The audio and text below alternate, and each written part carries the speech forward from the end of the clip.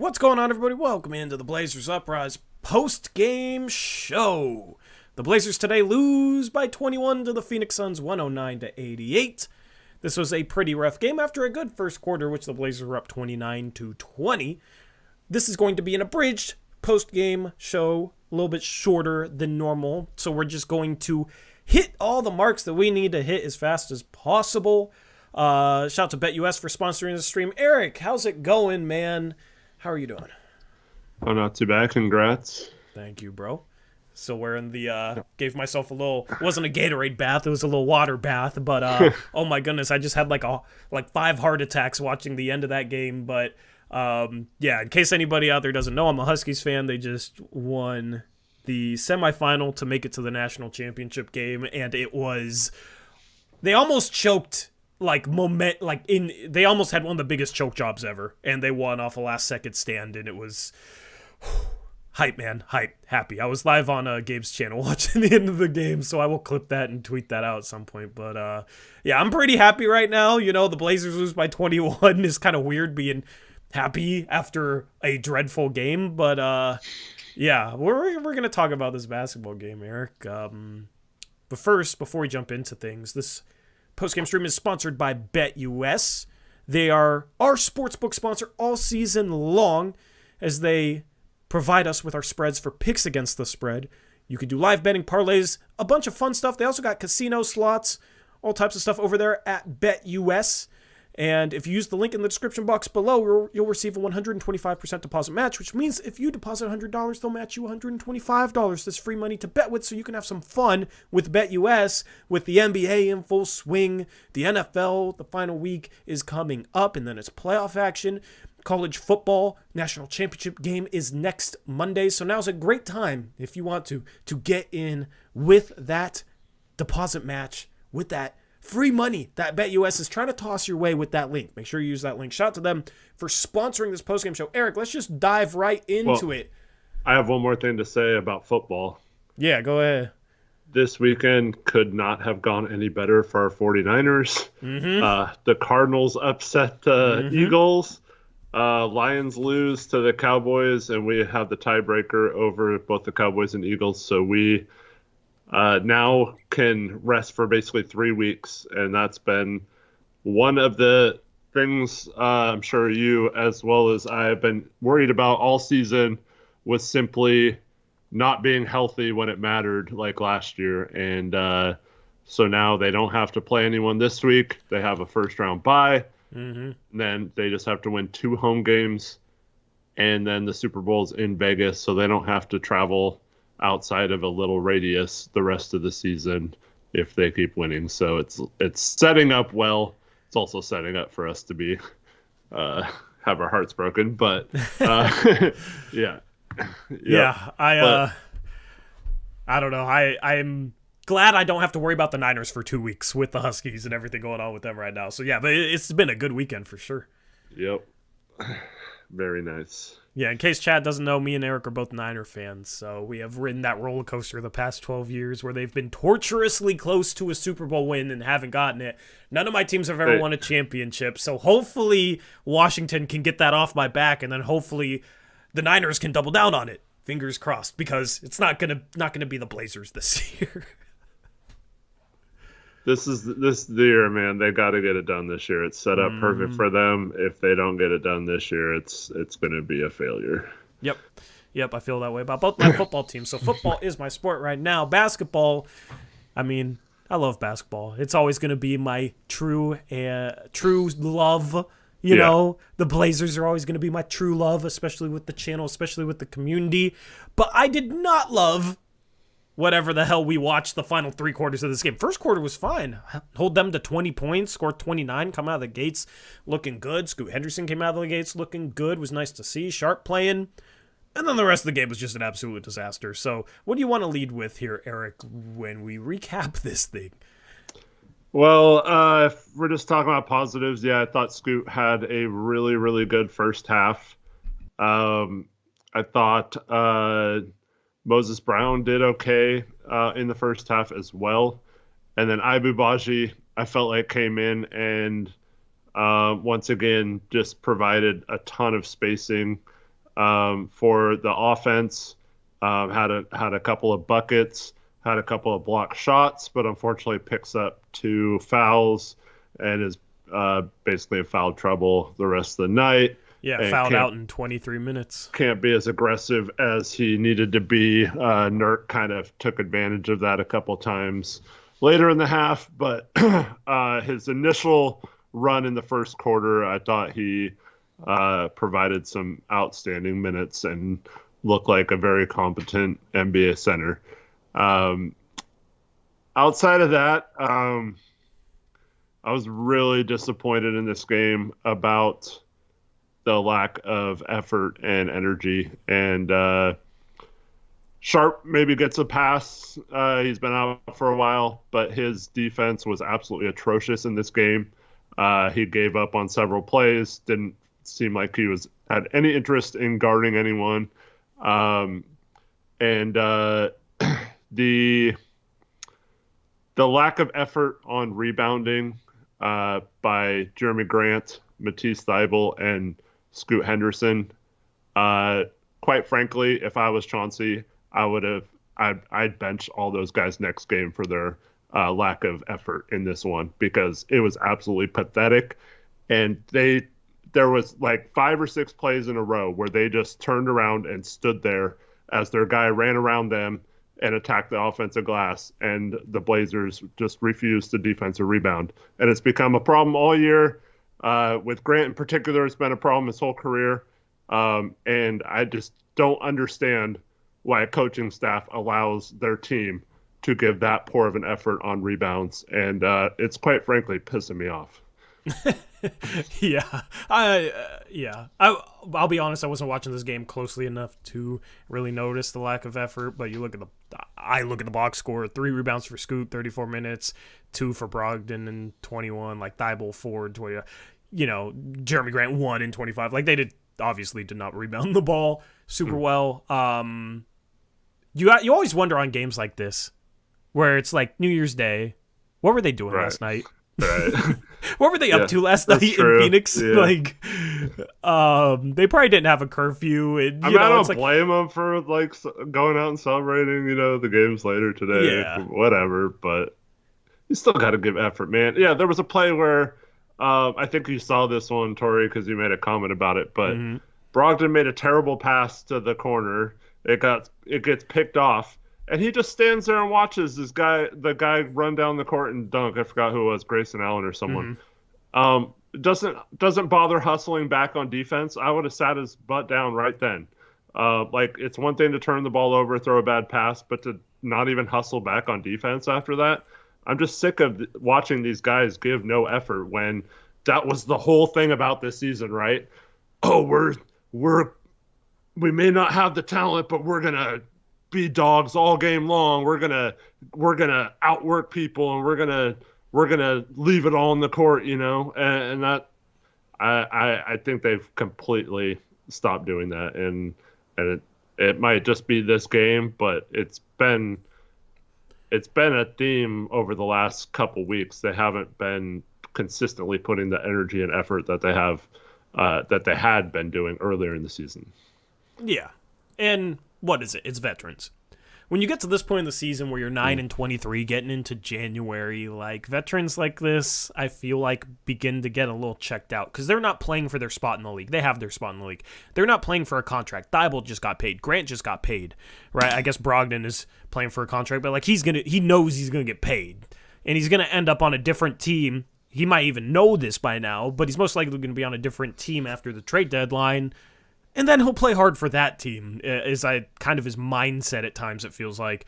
So that's, a guy like Sharp coming back off an injury. I don't know if he's 100%. I don't think he should be playing unless he's 100%, so I don't even want to use that as an excuse. But also, he's probably a little bit rusty. Legs probably aren't all the way under him. But effort is a decision. Like, even if you don't have your legs, even if you are a little rusty, a little gassed, you can still give effort and maybe just not be as quick or, solid defensively. Like, there's a difference between being rusty, maybe not all the way in game shape because you've been out for a couple weeks, and trying, and just coming back and just kind of going through the motions.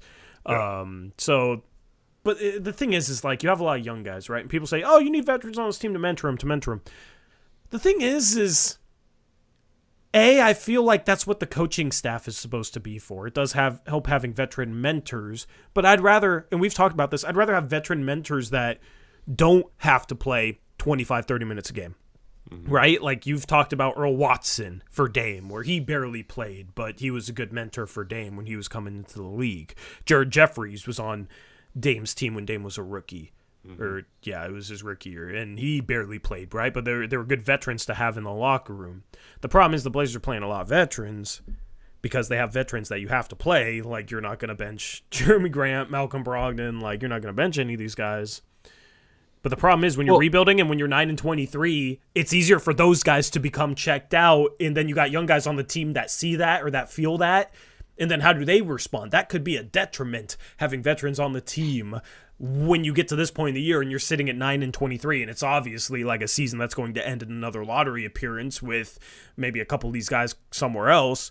So in a way, having veterans on a team that's 9-23 now can be detrimental in that regard, and that's why I'd rather have guys that are more like role guys. We started with 133. Sorry, I gotta turn off ESPN sound. That's why I'd rather have role guys, though, as you've alluded to. So I do think that maybe it'd be good to move off Brogdon, because Brogdon kind of plays slow offensively and defensively isn't an impressive player at all. I think that's a guy, obviously for the guard problem, but also you got Chauncey as a former point guard that can coach these guys, right? Like bring in a third string point guard that's a vent. What's up? I said, can he coach them? Can he? Oh, I think so. You would assume, right? Like he's hired to do a job. Yeah, but no, good point.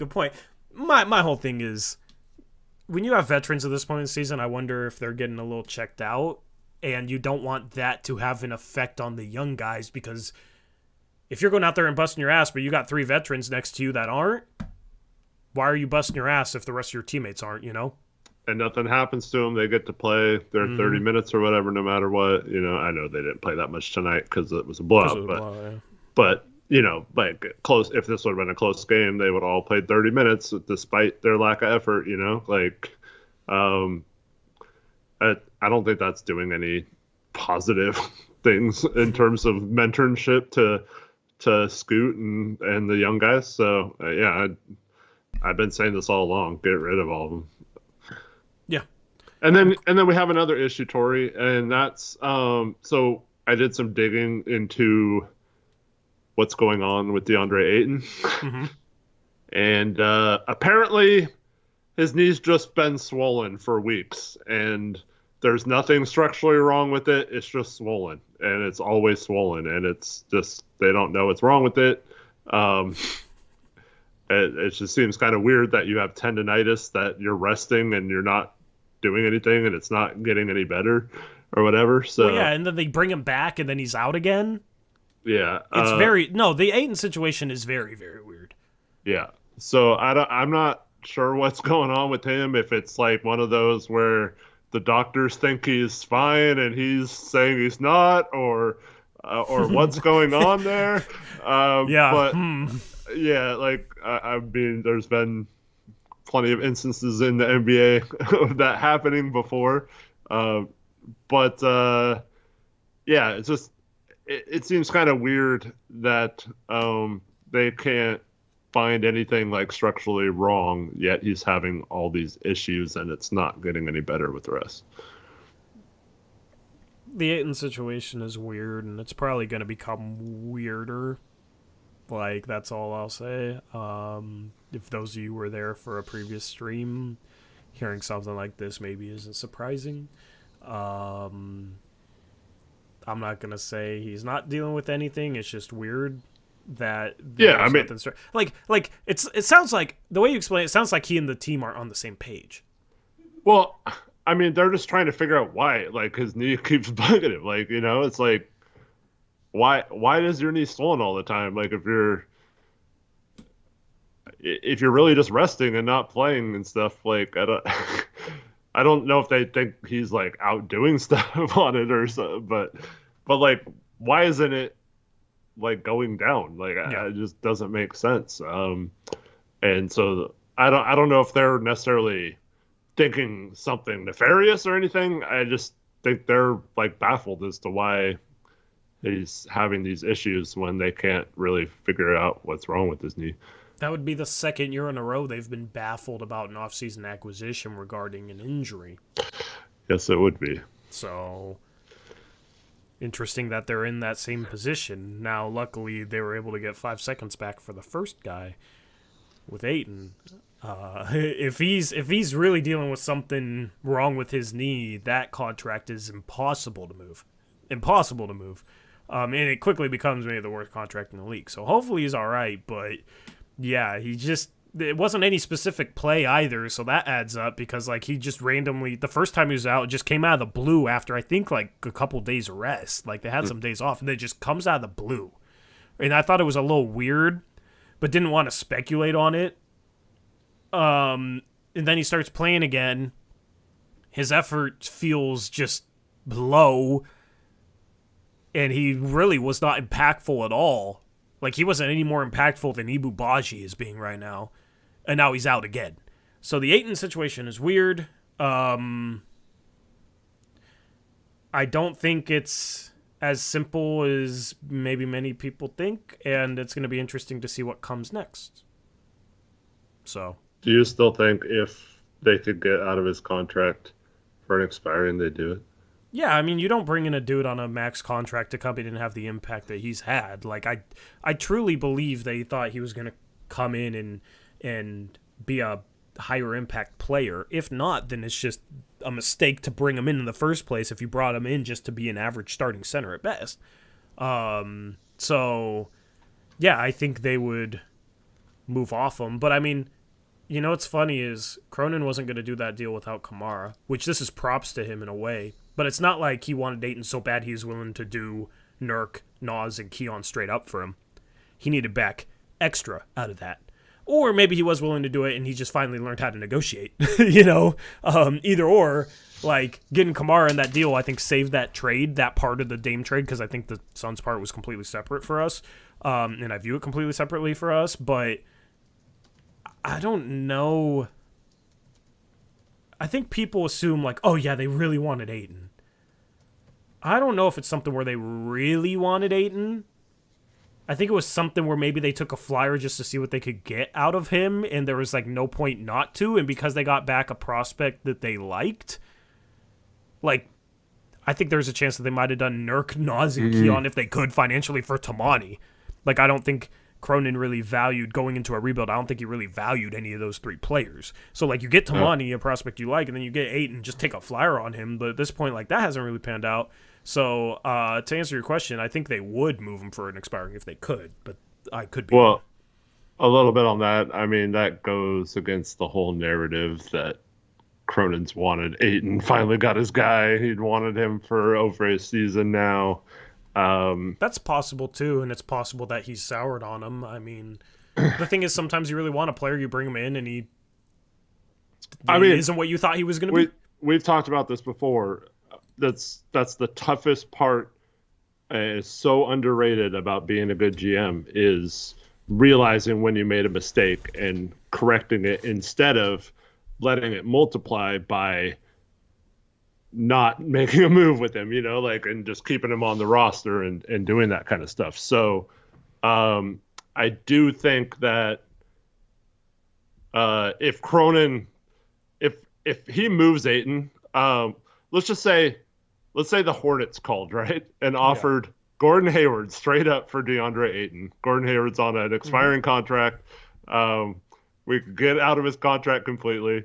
Maybe you could, Probably buy him out. Yeah. Like Gordon Hayward might not even play for us or whatever. Or maybe you flip him somewhere else or something. I don't know. But I don't. If Cronin does that, I will sit here and give him props for recognizing that a player he brought in was not the solution, and that he fixed it so it wouldn't hurt them moving into the offseason next year as well as this year. And so that's something that every time there's been a trade deadline or free agency signing and stuff, and we we tell you guys right away that we're disappointed because it affects future cap flexibility and signings and trade options and things like that. And everyone's like, why are you so down? We just got Gary Payton. And like the first thing we think of is this hard caps us. We can like, even if KD demanded to be traded to Portland this summer, we couldn't do it then, and like all this kind of stuff. So, and then you hear for months like all these fans like, oh, KD's gonna come to Portland and play with Dame, and we're just sitting here like, no, they can't even do it. Yeah. And so like we think about that stuff when this last trade deadline, when the team refused to get any kind of expiring or non-expiring contracts, they were all expiring. All contracts they could get out of, they could have brought some of those players back, but they were all ones that didn't include any money for next year, and that's one of the reasons why they didn't take Wiseman back in the trade. And we told you guys right then that they were setting themselves up to be cheap again next year, and everyone else was telling us there's no way Portland's not going into the tax next year. They're going to be an attacks team. They promised Dame, all this crap, right? And we're sitting here saying it doesn't make sense. It doesn't line up with what the moves they made. So if Cronin does do that and fixes a potential problem for 2 more years of having that contract on our books, I will sit here and give him props for at least recognizing that he made a mistake and correcting it. Yeah. Yeah. And also getting Kamara out of the deal. Like, I've given them props for that. Yeah, right? yeah. Like, I don't like how they, I hate how they handled the Dame thing. I've been very outspoken on that, but it's not something where it's like I have this personal vendetta against Cronin where, like, if I think he does something good, I'm not going to say it's good. Like, I love the Kamara part of that trade. I said that on the day the Dame trade was made. I love that you got Kamara. Like, I was on record from the jump with that. So he's done nothing but make me even more happy that we got him, because he's panned out about as well as I could have expected for a rookie this season. I think the Blazers kind of missed his energy and effort tonight in the starting lineup. But there's a point to getting expirings if you're going to have cap space and then either like sign free agents with that cap space or like use that cap space to bring on contracts with assets attached to them, right? There's a difference between that and bringing in expirings when you're not going to have cap space, so the money's going to expire, but it's not going to open up anything for you. And then saying, yeah, this offseason we want to make a trade. Well, you need salaries to match whatever you're bringing in, but you're not going to have any because they're all expiring and they're all going to be free agents. So that was the problem with the way it was lining up with last offseason, was you're getting expirings when you're trying to make a trade and you're not going to have cap space. What's the point? With the Blazers where they are at now, like, if you're getting off a contract, even if you're not getting cap space, if you're getting off a contract that's like not a good contract, it's fine. It's you're just getting off that contract. It's going to give you more avenues in the future. So that's the case, in my opinion, with Ayton. But there is a chance, depending on what Brogdon's training for, that the Blazers could have some cap space this offseason that they could use to bring on contracts or maybe sign somebody solid off the bench, like maybe a younger player that can play a role and fit the timeline of the future better than a Malcolm Brogdon type of vet. So opening up flexibility this offseason would make sense. And it's just like this, the vets on this team aren't bad basketball players, but you look at a game like this, I mean, they got punked today. Ayton's out with that whole debacle. So I'll give Cronin props if he moves off that. But you're just looking at a bigger problem where Brogdon, I think this fan base has started to overrate him. What did I say last game? He's only good when he's hitting threes. He was 2 for 4 from 3 today, 1 for 4 inside the arc. He is very inefficient, at least in a Blazer uniform, in the Blazer system. He is very inefficient inside the arc. He is not somebody you want going one-on-one, but he dribbles too much. He doesn't, like, he stops the ball and he over-dribbles. And not a lot of good comes from it because he's not efficient inside the arc. Like, he had 5 assists today, 21 minutes. Okay, great. I wish he would play in the flow more. And I don't think he's as good as Blazer fans act like, because I'm not impressed with him defensively. Offensively, he's just a three-point shooter that can create for. Yeah, and he's not like a great passer for a point guard. He's like an okay passing point guard who can knock down a 3. the thing is, in previous stops, he's been better slashing to the rim driving, so it could be just he doesn't have enough floor spacing on this team. But, like, the entire point is, like, why don't you trade him to a team that he makes more sense on, though? Like, it's very clear, cut and dry, that he needs to be somewhere else as soon as possible, especially if he's not going to give max effort, because you don't want that wearing on the young guys. So, you know, it's this kind of, like, segues into trade talk, which we are about a month and a week away from the trade deadline, so we're going to ratchet this up more on post-game shows talking about trades. Mm-hmm. But yeah, this team was just super lethargic today.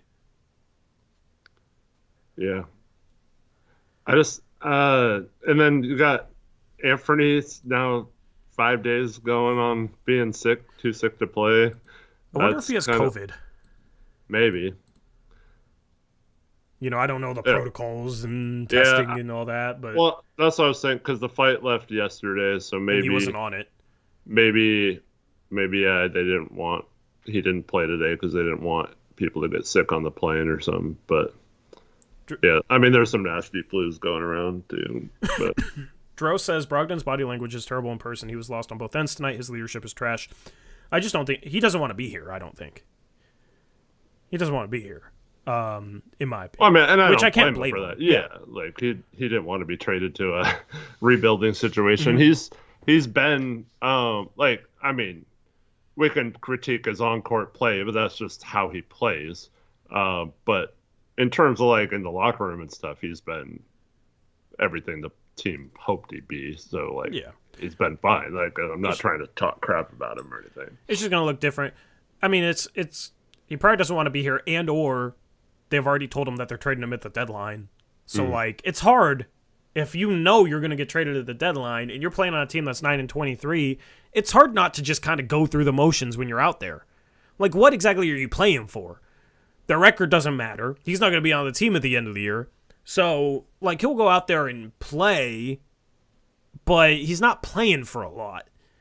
Like, he's not incentivized to go out there and bust his ass. You know what I mean? So that's the problem when you're in rebuild mode. That's the problem when you're sitting here at 9-23 is you end up with those situations with some veterans. Sure, the leadership is great, but when it starts, stuff like that starts happening on the floor where the body language is bad, energy is bad, you start detracting from whatever leadership they're providing.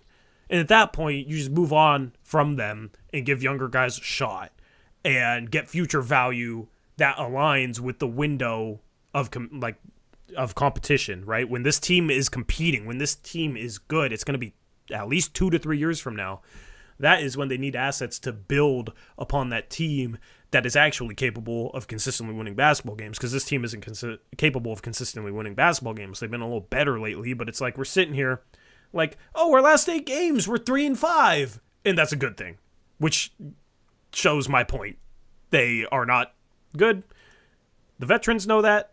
Chauncey knows that. He says in post-game press conferences, he tells his team that they're not good enough to have first quarter lulls, like, and come back from them and win. Like, Chauncey admits in post-game press conferences that they're not good enough and that he tells them they're not good enough. So it's just kind of a lame duck period, I feel like, right now. It's a little easier when you're playing at home and you got, like, the home crowd and you're not traveling.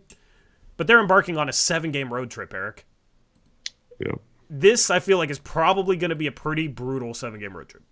They play Phoenix, and then they play Dallas twice in a row, which they just got blown out by Utah with Luka and Kyrie playing, so maybe the Blazers get a win. But it's not an easy road trip. They got Dallas twice, Brooklyn, New York, OKC, and Minnesota. And then they come back home and face Phoenix and Brooklyn. There is a legitimate... And then they face Indiana, Los Angeles, OKC, Houston. There's a legitimate chance we lose all these games. Only 3 of those games are at home, and that's Phoenix, Brooklyn, and Indiana. Well, definitely if we don't get some guys back, but yeah, if we get guys back, if you got Ant, probably join the team in Dallas at some point, you'd think. Because at least you'd be able to like outscore a team. But this is a brutal schedule they have coming up. They actually had a relatively easy schedule to start the season. This is going to be a period where we are just the next 2 weeks are going to be brutal. With this 7-game road trip, the teams we're playing, the worst team we play over the next 3 weeks is the Brooklyn Nets. That's the worst team we play. Yeah. So we're going to be probably 5-point underdogs at least in each of the next 1, 2, 3, 4, 5, 6, 11 games. Which is fine. It's just gonna get brutal, especially if you got vets that aren't giving effort. It's gonna be a lame duck period because this is the stretch leading up to like late January, and then that's when trade talk really ramps up. And then you got the Dame return game on January 31st. Yeah. I look back to some comments that Jeremy made last year, in which he said he knows he needs to improve his rebounding. Yeah. Chauncey reiterated that, said that they talked to him that the rebounding needs to improve. And then you watch a game like tonight and watch him just give absolutely no effort on the rebounds. And I just wonder what happened to wanting to fix that or whatever, or like, why is the team okay with him not giving any effort on the rebounds? And I mean, it's not going to hurt his trade value or anything because he's never been a good rebounder. That's not why a team would be trading for him. Yeah. So I don't think it really matters that much. I don't think it's going to be that noticeable to teams on film or anything, because Jeremy's got a good reputation and stuff. But I just from a coaching perspective, I simply do not understand how, if both the person and the coach said it was a problem and needed to get better last year, and it's still, we're talking like a year later, it's still an issue. And I don't understand why he's just being allowed to go out there and just literally just stand there and watch as the ball goes up and the rebound comes off and doesn't do anything about it. Yeah. No, 100% agree. I mean, this falls on Chauncey. I don't think Chauncey is super effective in terms of holding players accountable. You also have the situation that still bugs me earlier in the year where he's cussing out like Matisse Thybulle and Jeremy Grant for laughing on the bench down 17, but when they're down 17, Chauncey will be smiling and clapping and like joking with with opposing players, and it's like he's not holding himself accountable like he's holding his players. But then there's other situations where it's like, is he holding Jeremy Grant accountable at all for his rebounding? It's just very weird. I just think we're embarking on a period where it feels really weird around this team, where the vibes are off. You know, earlier in the season, like, oh, they're playing hard. They got a lot of young guys. Like, the vibes are at least good, even though they're losing a bunch of games. I don't think that's going to continue. I think it's going to be real weird the next month, and it's not something that's like all too bad because we're going to end up tanking at the end of the year, but I think this game was the start of it. And it hurts not having guys. Like, they need Ant's offense. They shot the ball terribly today. The offense was a joke outside the first quarter. They scored 29 in the first quarter. They scored, let me do some quick math, 59 the final three. 59? Yeah, 59 the final three quarters, Eric. That's less than 20 points a quarter. That's terrible. So bad, yeah. They had 18 in the second and 14 in the third. That's awful. They got outscored 35-18 in the second and 31-14 in the third. They just got absolutely freaking dominated. It wasn't even, it was ridiculous. So Ant coming back will help their offense, help them look a little better, but they're about to embark on a interesting stretch of games. Yeah. I mean, maybe, like you said, it was just the one. I mean, it's not with Jeremy, but maybe the rest of the team just was in a funk because they were out last night, like you said. And maybe it's tough when you have so many players in and out of the lineup. So I guess that could be a bit of an excuse. It's hard to get excited or feel like you can win when, Anthony's not playing again and all that kind of stuff. So, yeah, I don't know. Something's got to change, though. Absolutely. What other things you want to touch upon? Maybe talk about Scoot a little bit more. That step back mid-range he had was pretty nice, and it was good to see him like come off a screen and hit a pull-up three, I believe that was, if I recall correctly. Because I meant to make this point on a previous post-game show, and I didn't. He needs to start working on shooting pull-up threes when they go under screens where he's, like, running into them. Because I feel like the only time he makes defenders pay for going under screens, he, like, stops and does, like, a between the legs, like, left to right, like, step back, right? Mm-hmm. It's like a stationary thing. But you look at the best cards in the league, they'll go off the screen, and then if they go under, they'll pull, right? Like, Ant's really good at it, Dame's really good at it. Scoot never even tries it. I need to watch back his 3 because I need to remember exactly the footwork he had going into it and if it's applicable to this scenario, so give me a second. But I want to see him, like, come off screens and pull, like, go straight into threes when defenders go under. Because that's how you really hold defenders accountable for the pick and roll. Then they have to, if you're able to consistently hit that shot, not only do they have to chase you over, but they also can't, like, chase you over and then, like, run back to cut you off because they're going to give up that pull-up 3, so they have to stay on you. That makes it easier to turn the corner, easier to drive. That's a key for him in the pick and roll, being able to get downhill off of it, is being able to come off that screen, and if the defender goes over, just, like, go straight into a pull-up 3 and knock it down consistently enough. Yeah. Yeah, and they're, especially in the first half of this game, they were giving him a ton of space. Not even with the screen, they were sagging off of him. And, yeah, I think if he's able to start making him pay for doing that, it's going to open up the rest of his game. Yeah, so it wasn't exactly what I was talking about actually watching it back. Yeah, that's right. It was like the little, like, left-hand hang dribble that he stepped into it. It wasn't a step back like he normally does, but I think they were just switching. Grant set the screen pretty low, and both guys were so far off, he just dribbled, a little hang dribble, read the defense, pulled up. It was better in terms of, like, not being a slow, like, step back, like, setting it all up. It was just, like, in rhythm, get downhill a little bit, get a little head of steam so you can drive if they play up, read the defense, see you sag, and then pull straight into the shot.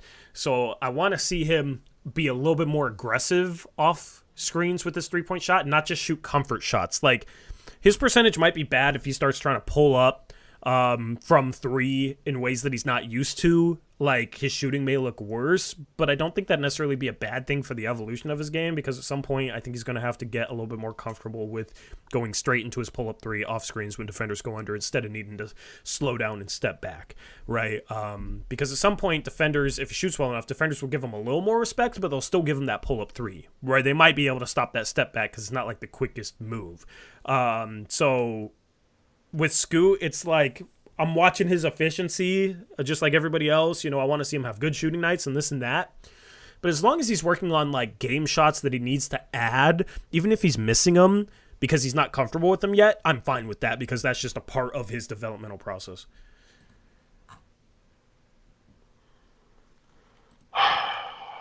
Okay, we're going to hide anyone that does any fake Woj tweets, by the way, and also we're going to turn on subscribers only mode.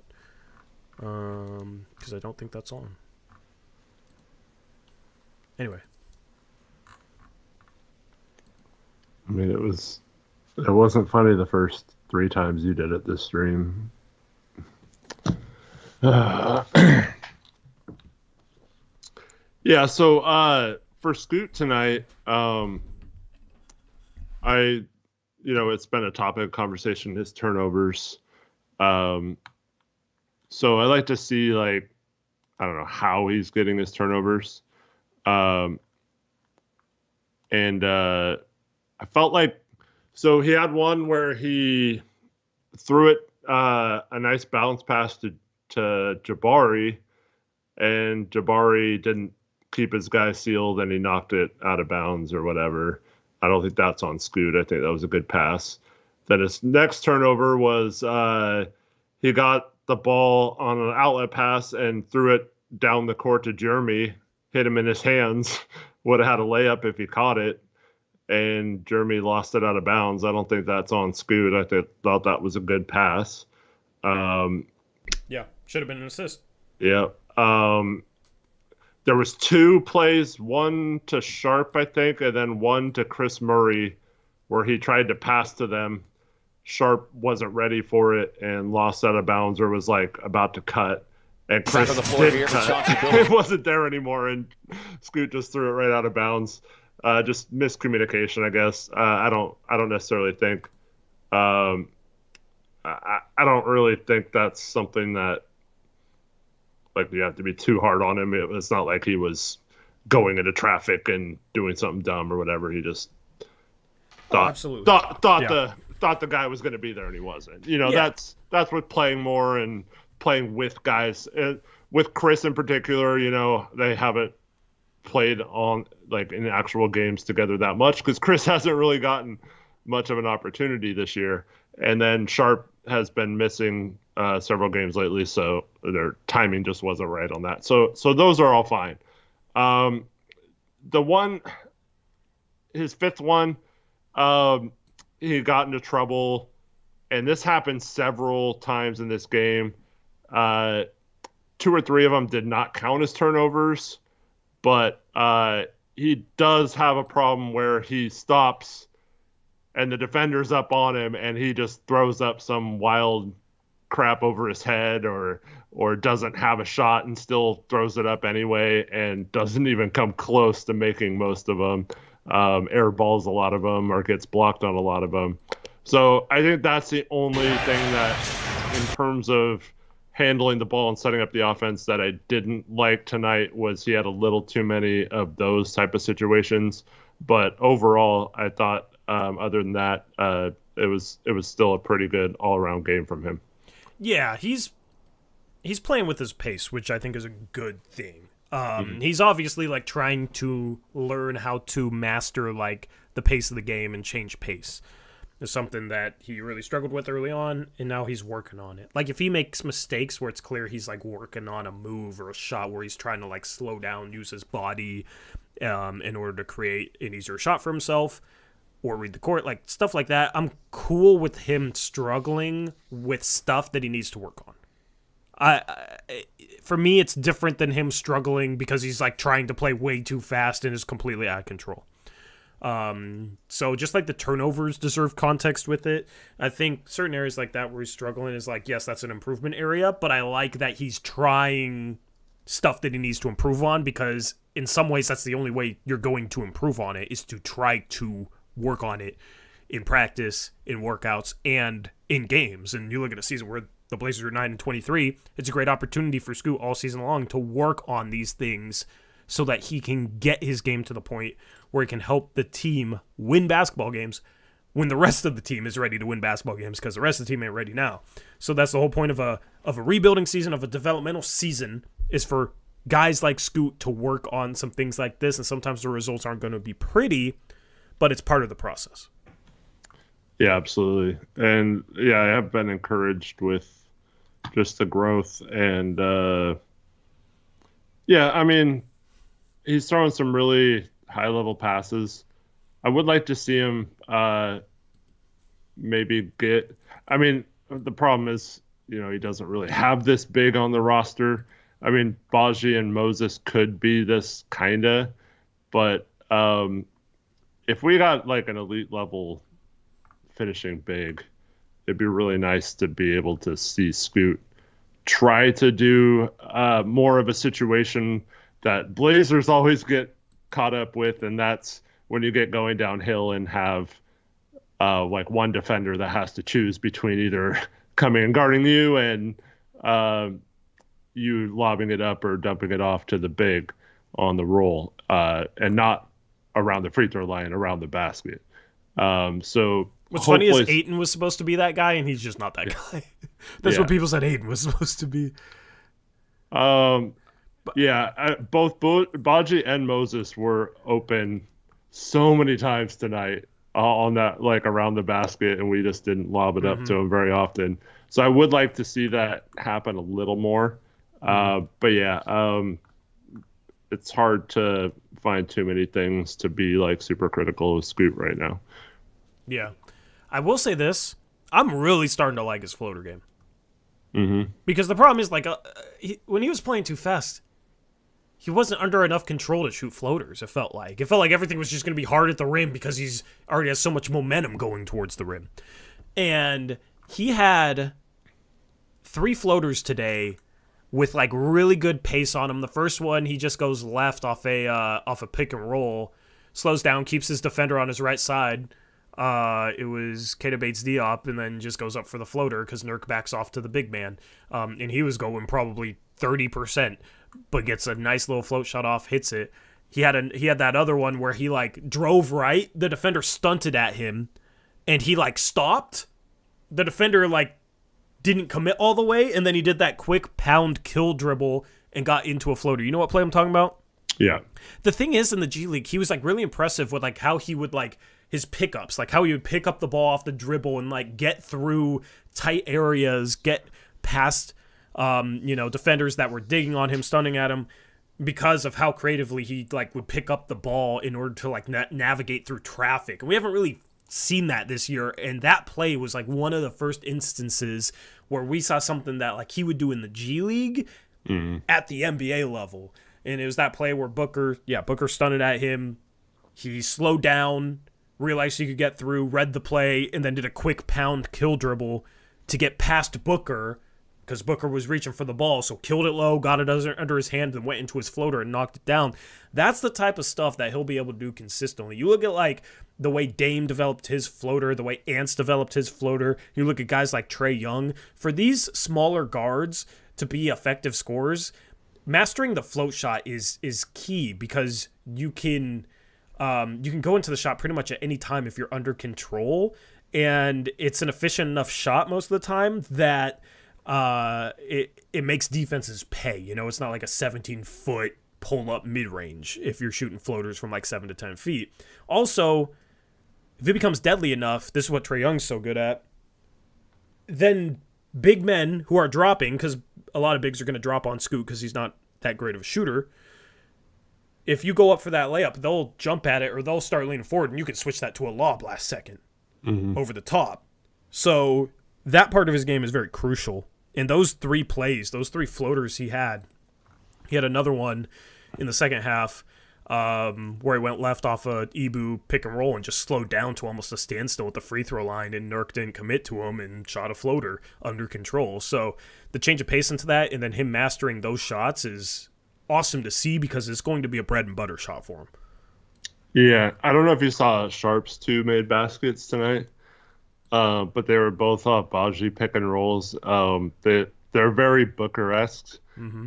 I saw one of his mid-range pull-ups, yeah.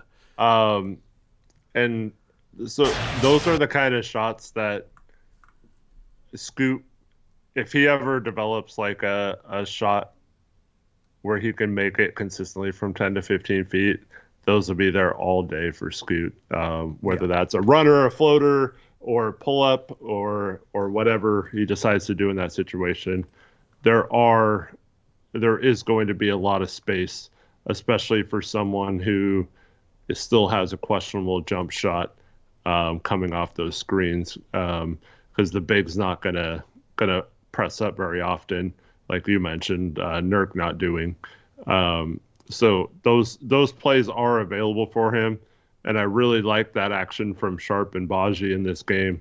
Unfortunately, that was pretty much the only two things that Sharp did well in this one. But yeah, I think you can see what having a big that sets good screens and who gets some clearance for your guards, just how much that can impact the game a little bit. And once they learn to score a little better off of that, I really think it's encouraging. Yeah, 100%. So I like where Scoot's game is headed. You know, it's easy to just sit here and look at box scores and feel good or bad about his stat line, but at the end of the day, pieces of his game need to come together. And it's not going to be all at once. Like, one game is going to be one thing, one game is going to be another thing, and every game you're probably going to be able to point to areas of struggle, at least during his rookie year, where like something doesn't look good. But as long as he keeps slowly adding little pieces, like this floater, the change of pace into his floaters, the 3-point shot has come around, the playmaking's better. Like, he had 5 turnovers today. I think only one of them was truly his fault. 6 assists. You're seeing him slowly rounded to form. It's not like dynamic, like, oh my goodness, he's a star already as a rookie, like some people were hoping for optimistically. but it's a good sign. Like, I am no longer feeling discouraged by his rookie year, which Yeah. as at one point everybody was kind of panicking. Maybe not everybody, but a lot of people were panicking about Scoot Henderson, calling him a bust, calling him this, calling him that. Now, he's improved a ton, and he'll continue to improve. And it just makes you wonder, like, what is he going to be in his second year? Because here's the thing. He works his ass off. Like, I am more confident in his work ethic than some other young players' work ethics on this team. And that's not to necessarily, like, say that those other young players don't work hard. Scoot, by all accounts, works his ass off. And this offseason, I expect Scoot to work his ass off. And the thing is, he also knows when he needs to improve.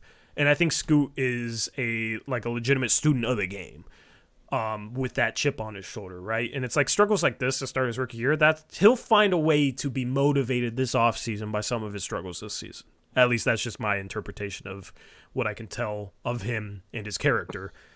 So the fact that he's improving this much, adding these little pieces, and he's played, 22, 23 games now because he missed some time.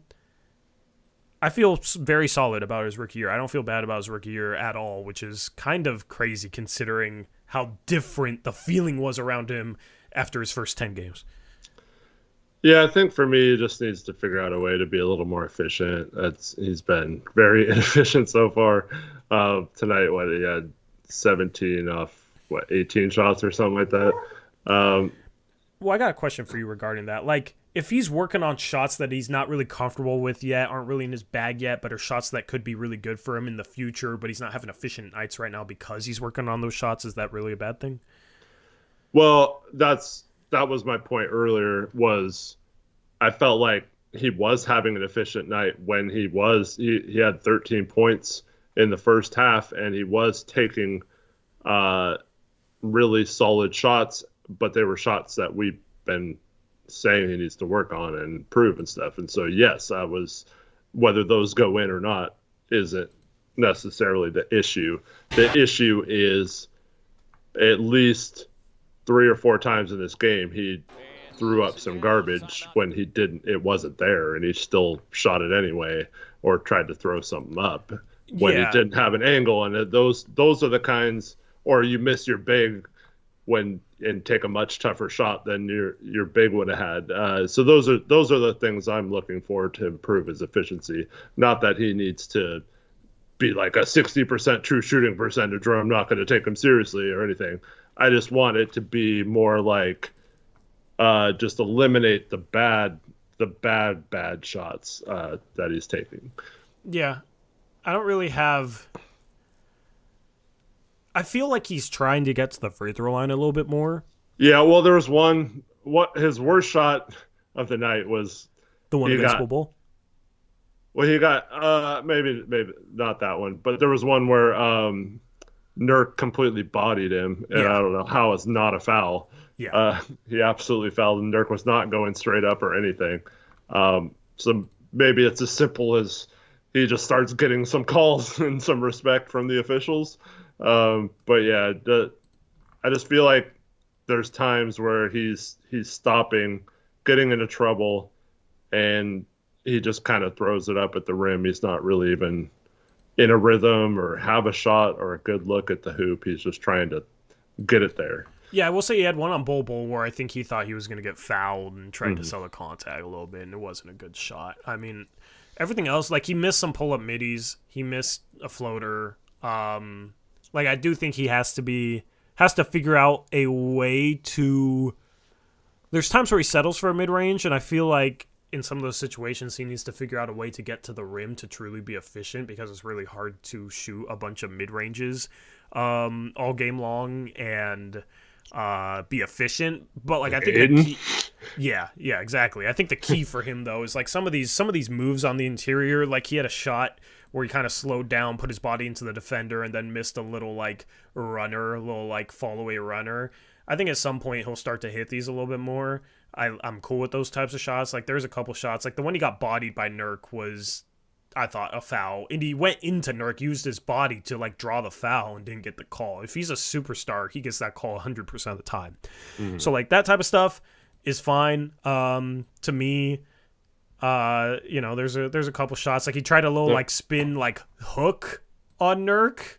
Yeah, that one in the second half, that was not good. I mean, if he makes that, it's like, oh wow, look at that move. You know what I mean? Like he had completely stopped, and obviously his momentum had all stopped, and he didn't have any kind of angle. I don't know. Yeah, I guess for me, I just like that he's slowing down and trying to be creative. Sometimes it's going to look bad, but I think it's just part of the evolution process. Yeah. So definitely, for sure, he'll continue to improve that as he just gets more reps. So I just think at the end of the day, like he just needs more game action. He needs more NBA action. There's people at the start of the year saying send him back to the G League. He played the G League for 2 years. He can go and dominate the G League probably right now. Yeah. He needs NBA level reps, as many as possible.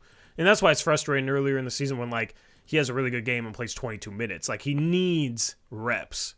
The reps he's gotten so far, I think, have been very productive. Have been very productive for him. So. Yeah. Especially lately.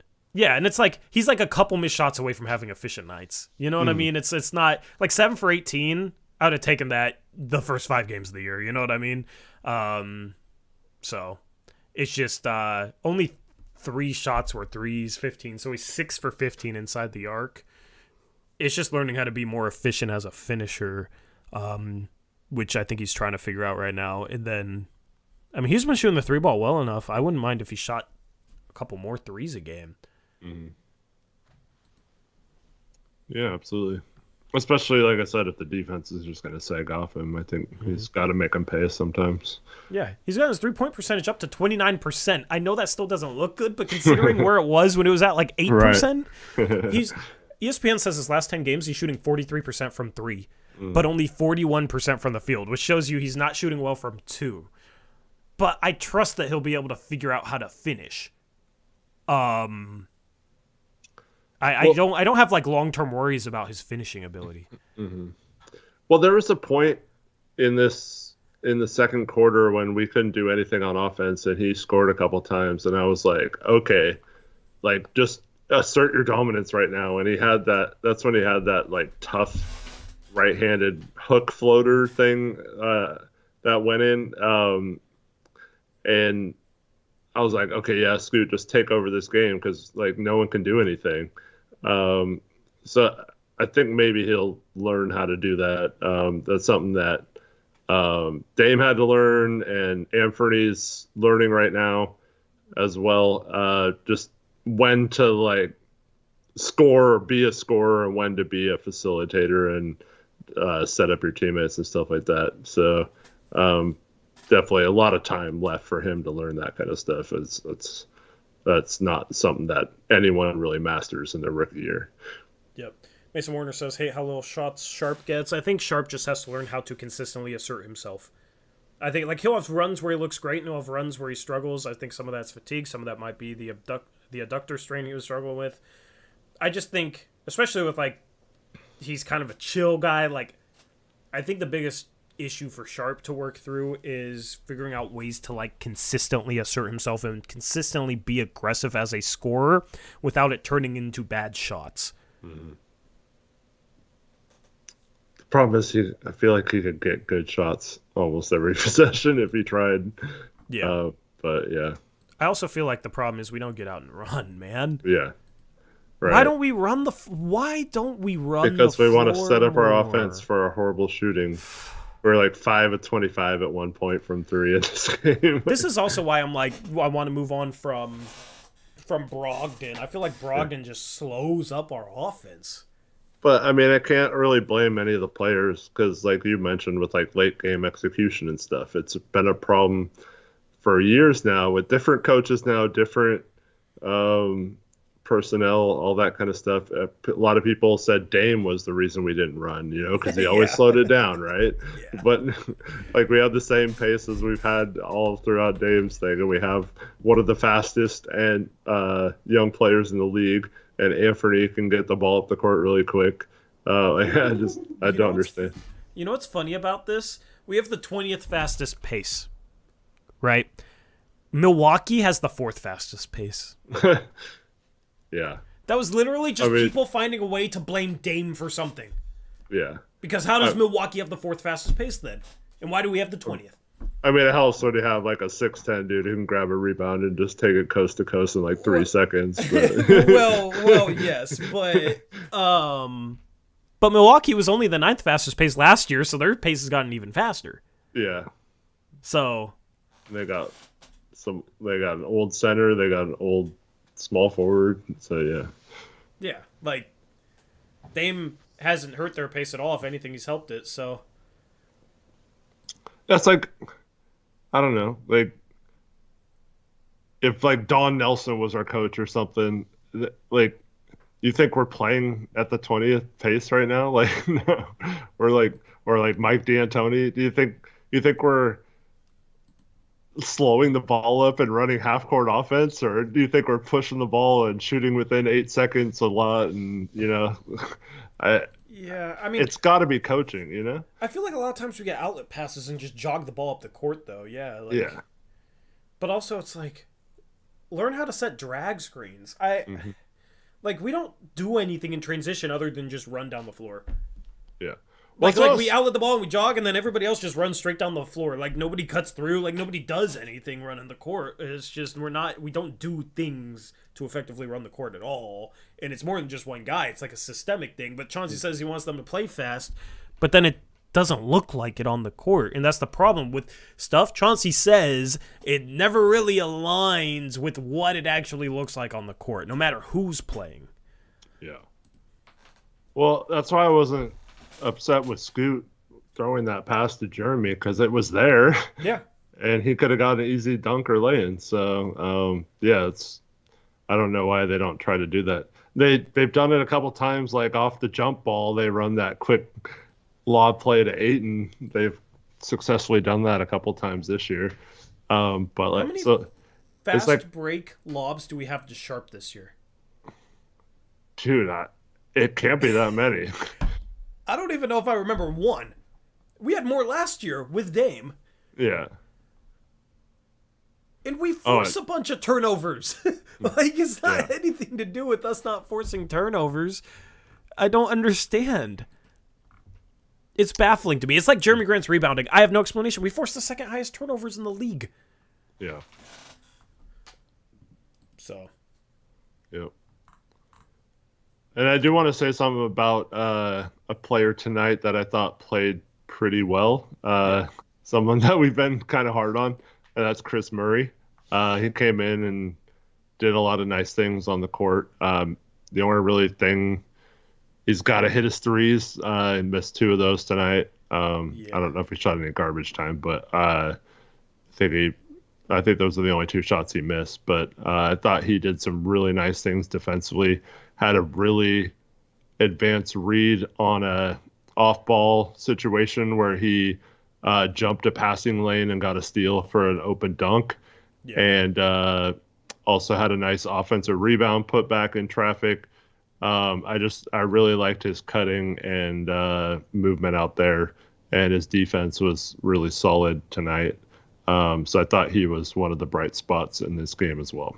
Yeah, no, he was solid. I don't disagree with any of the positives. I will bring up something that is negative, though. The more I think about his shot, I think the way he shoots the ball isn't conducive to NBA success because he has a low release and it's a slow set shot. Which is weird because in Summer League he was starting to shoot it like really fast. Yeah, like I don't know if it's the line, I don't know what it is with the way he shoots the ball, but he shoots the ball so slow. And it's like some guys can shoot the ball in college and then they get to the league and the league is faster, right? So if you have like a slower shot, it's much worse than if you're like a solid shooter in college but shoot the ball quick, because you're still going to be able to get your shot off in that case. If you shoot the ball slow, it might work in college at a slower pace, but in the NBA, like guys are flying at you. So that's the thing with him is I feel like a lot of his shots, he like doesn't shoot that fast, but it still feels rushed, and it still feels like the misses are because he's shooting it faster than he actually wants to. Yeah, but at the same time, most of his threes, when he's gotten playing time this year, which isn't a lot to be fair, but I feel like they're so open that he could shoot it really slow. I don't think it's really a case where he's he's like too slow or I mean, I just feel like when he can't shoot it slow, he looks uncomfortable shooting the ball, and I feel yeah, like the could be it. percentages are much lower. Hmm. Well, I mean, to be fair, if we're giving other players time to adjust to the NBA, like I think we need to give him a little bit of time to see if he can correct that or work on his game enough to fix that or not. Because if he Yeah, can become a decent corner 3-point shooter, I think he could be an okay role player still. And I'm not like completely out on him, but I don't know if that's ever going to happen or not. yeah. I mean, I don't want to say bad things about him. That's just kind of my thing that I noticed with his shot. He can do some fundamental things, like he can be solid. I think in the end of the day, he has to hit threes though, because he's not going to be like a lockdown defender that provides so much value defensively that it doesn't matter what he shoots. Um, he's yeah. He just if he's going to be solid everywhere, he needs something that he does well, Hmm. like consistently well. He can be solid in a bunch of areas, but if he doesn't do any one thing well, it's going to be hard to be a role player in the NBA. Because most Yeah. role players, they fill a specific role. They're not just like, oh, they do a bunch of things like solidly, but like shoot 33% from three. Like, so that's my thing with him is just hopefully he can start making some 3-point shots. I know he had a big game in the G League recently where he had some threes. I think he just has to figure out a way to speed up his shot. Yeah, that's the other problem too is it's low. Like, Yeah. Keegan has a higher release, higher set point, higher release than he does. So he's a little more confident, and his shot's more fluid and like quick. So that's the thing with Keegan is he has to figure out how to maybe shoot the ball a little bit differently, shoot the ball a little quicker, and knock down threes. Because if he can knock down threes and he's solid everywhere else, he's like, oh, you can put him out there, he'll space the floor, he'll hit some shots, and he like will be solid everywhere Smart. else. Like Yeah. that's fine, I guess, is like a ninth man. It just comes down to that 3-point shot, and that is my worry with him. But he should get some run at the end of the season. That's the thing.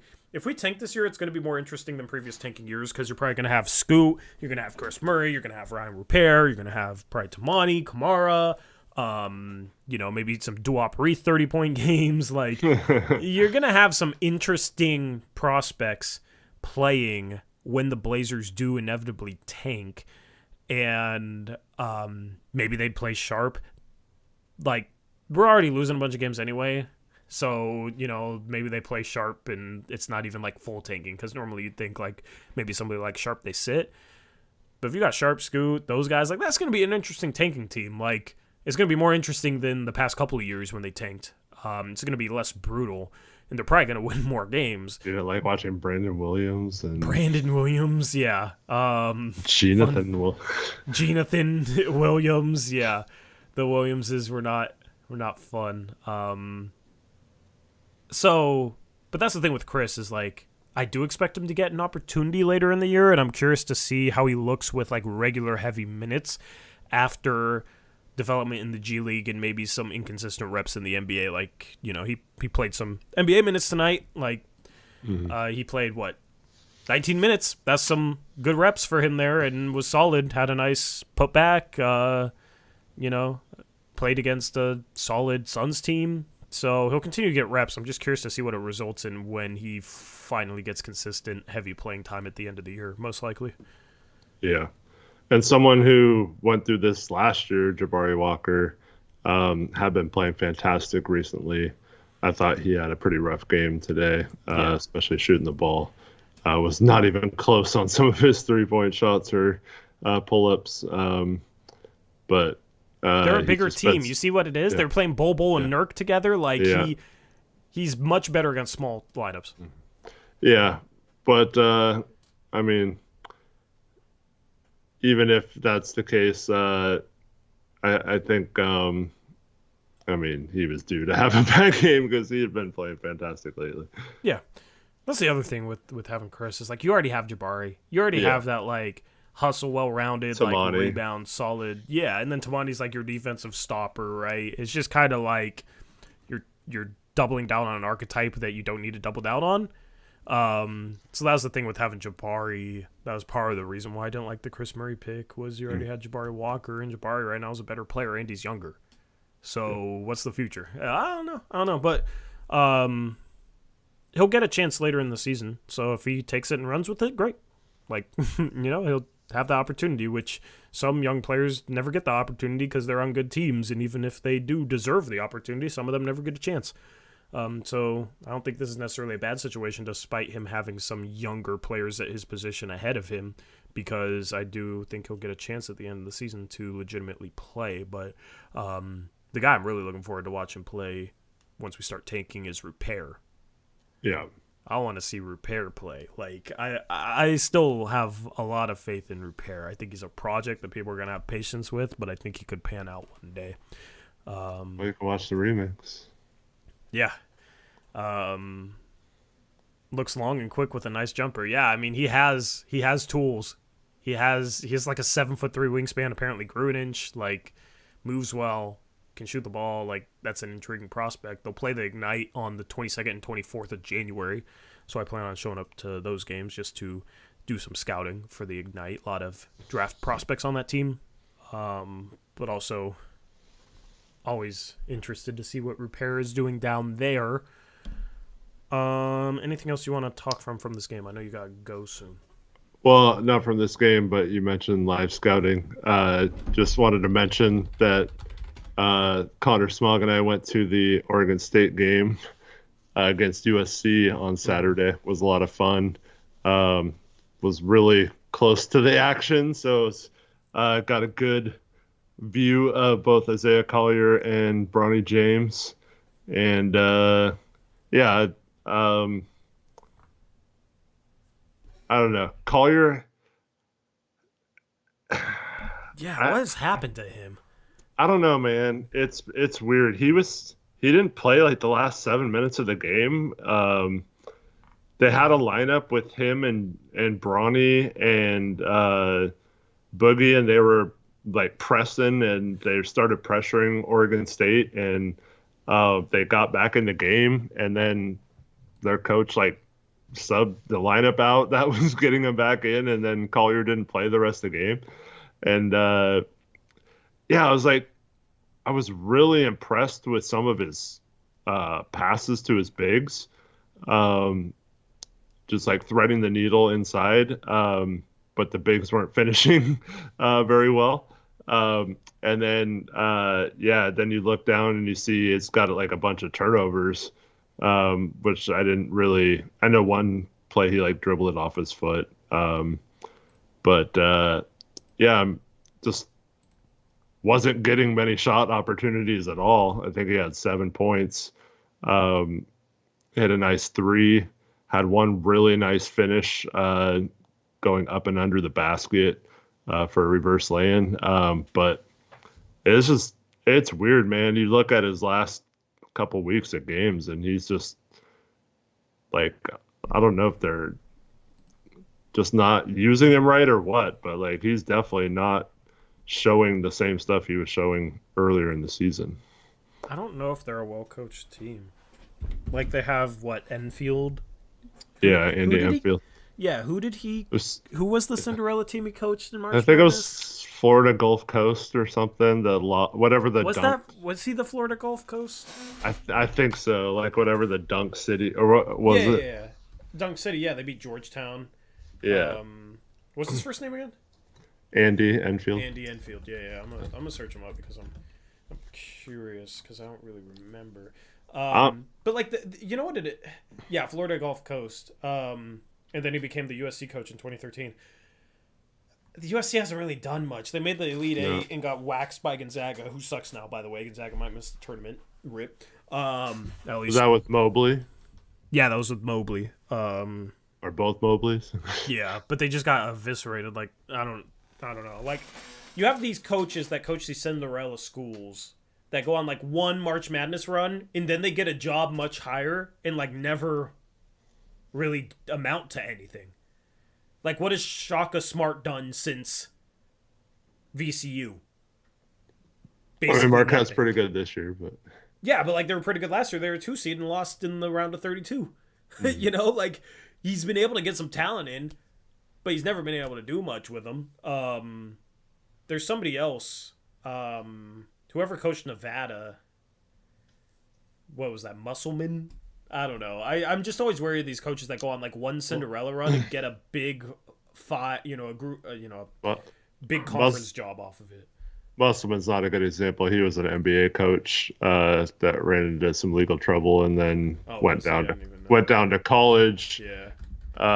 And then he's the coach of Arkansas, and Arkansas has been on several runs recently. So he's a really good coach. Yeah, no, Arkansas's decent. I'm just always worried. They made the Final Four like 2 years in a row. Recently, Arkansas? No. Not last year, but the 2 years before that. No? With Jalen Williams and... Arkansas? Yeah. No, they haven't made the Final Four with him at all. They haven't made the Final Four since 1995. Jalen Williams, they beat Gonzaga in the Sweet 16 and then lost in the Elite Eight.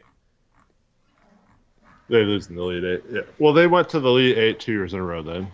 Yeah, because they lost to remember they beat Oral Roberts. They were the 3 seed. They beat Oral Roberts in the Sweet 16 barely, and then they lost to Baylor. That was the year that Baylor beat Gonzaga in the championship. And then in 2022 they beat Gonzaga and then lost to Duke. And that was Coach K's final year, right? Yeah. And then last year they lost in the Sweet 16 as the 8th seed to UConn. So they've had some solid tournament success, but yeah, not a Final Four. I don't know. I'm just always worried these coaches that get big jobs off of like one Cinderella run that's like kind of fluky, you know. Mm-hmm. But I mean, you got to come from somewhere. Yeah, no, for real. It's just I'd want to see more of a body of work if I'm hiring a coach, I guess.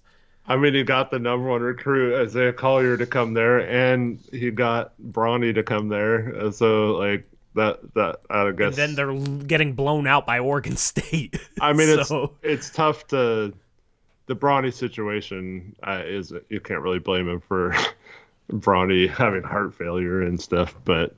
Yeah, but Bronny was good against Oregon State, and they still got blown out. I know if his last name wasn't James and all that he probably would be a fringe NBA prospect and all that. But I actually think Bronny is good. Like not just based on this one game, but I think he has potential to be elite defensively. The only thing that's holding him back, in my opinion, is his height. Like, he doesn't. If he had LeBron's height, bro, he's not a point guard. I don't know if his handles are good enough to be a point guard in the future, maybe. But I think his shot looks nice. I think he's the 3rd best defender in this draft behind Sarr and Dunn. And I just think he has the ability to see the floor really well. I think his playmaking and passing could be elite. Just don't know if he has the handles to go along with it. But lateral quickness on defense, all that kind of stuff, I'd give him really high marks if I'm grading him, man. He looked like he was a good player out there. I don't know. Yeah, I think he's a 2nd-round prospect because I think he's a 3-and-D prospect at 6'3", like a slightly undersized shooting guard that can knock down threes, is athletic. I don't know if he's 6'3", though. Dude, he did not get the benefit of LeBron's genes. Yeah. Have you seen Bryce James? Bryce James like 6'6". Mm-hmm. Bryce James got lucky. Bronny did not get lucky. Because Bronny and Collier looked about the same size, and they both looked like 6'1". Just because I was standing right by them. Yeah, I don't know. I was standing by Bronny and Collier looking down upon them. Yeah. Yeah, this draft of this year is so weird, man. So weird. My daughter was with me, and she's like 5'9", 5'10", and she thought for a minute that she was like, because there was a point where Bronny was like walking towards us, And I swear he was looking like right at her because he was like looking like right at me, but like right next to me, if that makes sense. Yeah. And I was like, Bronny's looking at you, like just kind of joking with her, you know. And she's like, ew, he's like shorter than me or whatever. And I'm like, no, he's not. He's like, Who cares? It's LeBron James's yeah. son. And so she looked it up, and it's like, he's 6'3", no way. And I was like, you have to realize he's standing next to like 7-foot guys right Yeah. now, so he looks small, like Yeah. compared to the people on the court, but like he's not actually short, you know, like he's still pretty tall, like compared to you. What if she dated Bronny? That'd be wild. That'd be awesome. You'd have to be friends with LeBron then. Oh man, we get LeBron for an interview. Hopefully we draft Bronny then. I don't know what fantasy world I'm inventing here, but wasn't that serious. But but yeah, it was yeah. I don't know. Like there's so many of those guys this year that like I'm just thinking there's no way they're as tall as they're listed. Like I don't think Collier's like 6'4" or anything either. Like so. But yeah, I don't know. Dude, they do look like NBA players though. Yeah, I think there's a lot of heights in this draft that are completely over-exaggerated. I already don't think this is that good of a draft, but I also think you look at, like, I don't think Vuzelis is 6'11". I don't think Holland is 6'8". I don't think Topic is 6'6". I don't think Collier's 6'4". This draft... Dude, this draft sucks. I am just so unimpressed, man. Like... It's kind of a bummer. I want to be impressed. I will probably find some prospects I like. But, oh my goodness. The only prospects I like right now are all guards. Yeah.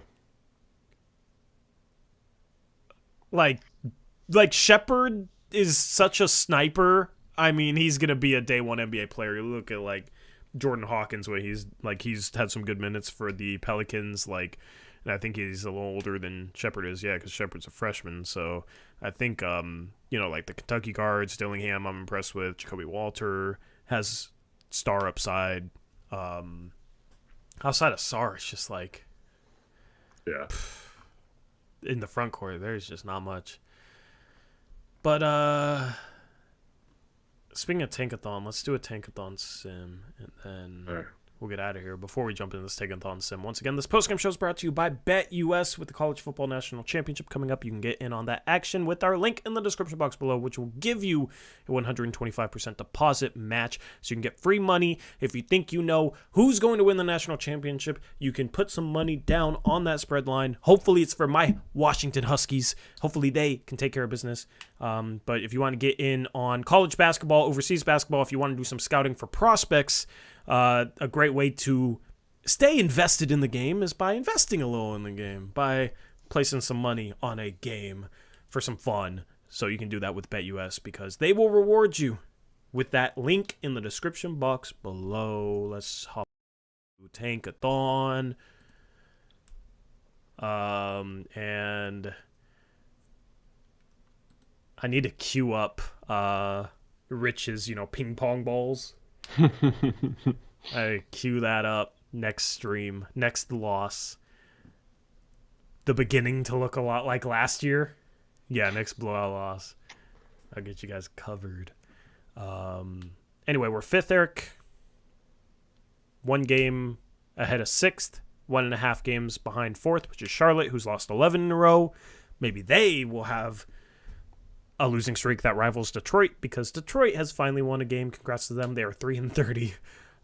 Portland, 42% chance of the top 4, 10.5% chance of the number 1 overall pick, which is the same odds they had last year. They also have the 12th pick via Golden State. So let's simulate this thing and scroll up from the bottom. You got Houston to OKC. You got Lakers to New Orleans. Lakers at 500. You got Golden State to Portland. You got Brooklyn to Houston. You got Utah at 10.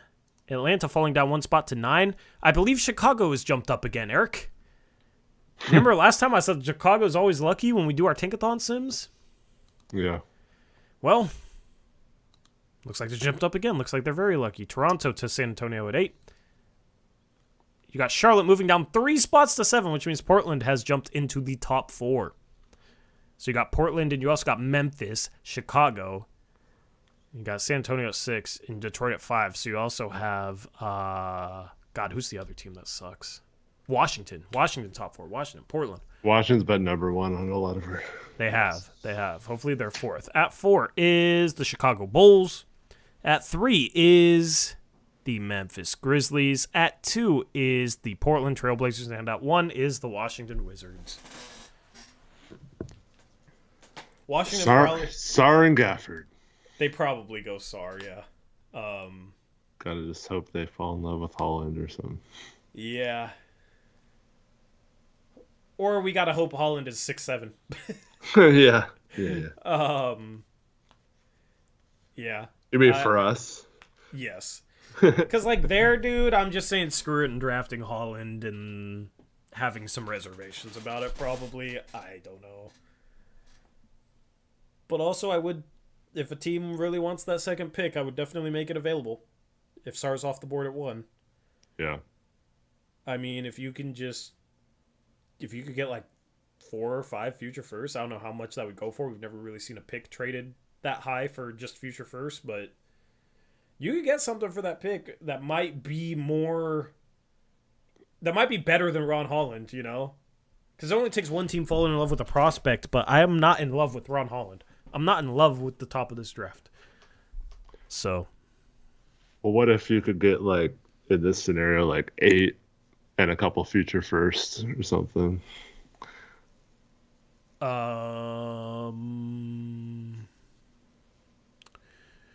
It's intriguing. Depends on who's there. If Cody Williams is there at 8, I'd do it and take Cody Williams at 8. Yeah. But I'd ask for 6 in the future first, because San Antonio in this scenario has 6 and 8. So if you had, or would you do 6 and 8 for 2? Maybe. It's hard to say without knowing. In this draft, I might. How I'd tier things, yeah. Almost every other draft, no. It's just like when you have 12 too, like, I mean, I guess take as many shots. It's just, I don't know. Like, you're going to have 5 picks in this draft. You probably move a couple of the seconds. It's just, yeah. We're like built to trade up if we needed to trade up. We're not really built to trade down. Two for 4 in our pick spec. I wouldn't do that either, because, yeah. I mean, if there's 3 prospects who I was equal on, sure, but yeah, this would be an interesting way for the draft to play out. Anyway, that is Tankathon Sim. We got the second pick, so moving up. Nice. Moving up. Anything else for this postgame show, Eric? Well, thanks everyone for tuning in, especially with the later start. Appreciate you all hanging out until then. Yeah, what we have Wednesday and Friday of this week versus Dallas both times. Yep. It's another one of those where both post-game shows will be talking about the same kind of game. Yeah, I might not be there for Friday. We will see. Okay. Yeah, no problem. Going to Bend. Oh, nice. Weekend. Yeah. And also that Sunday, I'm not sure either, because that's at 12 p.m. at Brooklyn. So I'll bring my laptop, I'll bring my mic, I'll bring my webcam. We'll see. Early Sunday. Yeah, early Sunday. But other than that, yeah, I'm ready to get out of this wet T-shirt.